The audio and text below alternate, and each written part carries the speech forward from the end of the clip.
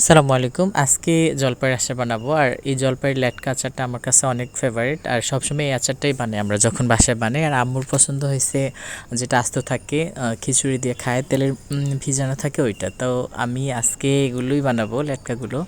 এই জন্য জলপাইটা সিদ্ধ করে ওইখানে রেখে দিলাম ঠান্ডা হওয়ার জন্য। এখানে আবার সরিষার তেলে কিছু রসুন কোয়া আর শুকনো মরিচ দিয়ে দিলাম। এগুলো একটু ভাজার পরে তারপর মশলা দিব। এখানে আমি জলপাইগুলো হাতে একটু কষলে নিতেছি, কারণ এগুলো একটু এরকম কষলে দিলে তাহলে এগুলো তাড়াতাড়ি হবে আর কি। তো আমি এখানে হয়েছে রসুন বাটা, মরিচ বাটা আর হয়েছে গিয়ে সরিষা বাটা দিয়ে দিলাম।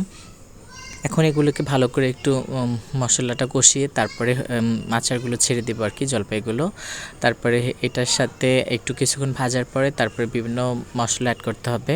তারপরে চিনি দিতে হবে পরিমাণ মতো, কারণ এখানে আমার এই আচারটা টক ঝাল মিষ্টি আমার কাছে অনেক ভালো লাগে। তো এই জন্য আর কি চিনির পরিমাণটাও একটু দিব, কারণ মিষ্টিও লাগলে ভালো লাগে, টক মিষ্টি ঝাল সবটাই।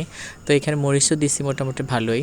তো আমি এখন চিনিটা দিয়ে দিলাম পরিমাণ মতো। এটা এখন চিনিটা দেওয়ার পরে একটু পানি ছাড়বে, আবার এটাকে কিছুক্ষণ ভাজার পরে আবার এটা পানিটা শুকিয়ে যাবে, তারপরে আচারটাই থাকবে আর কি মেনলি।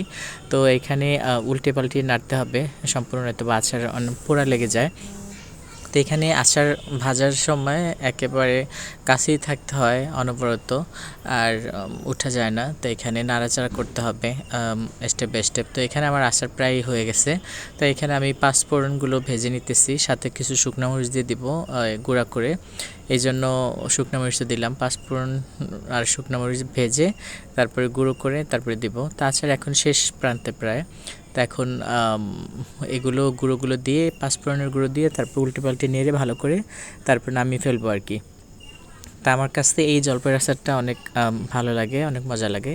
এটা বিভিন্ন খাবারের সাথে খাওয়া যায়, ভাত, তারপরে খিচুড়ি, আরও আচার, বিভিন্ন আচার বানাইলে ওগুলোর সাথে দেওয়া যায়।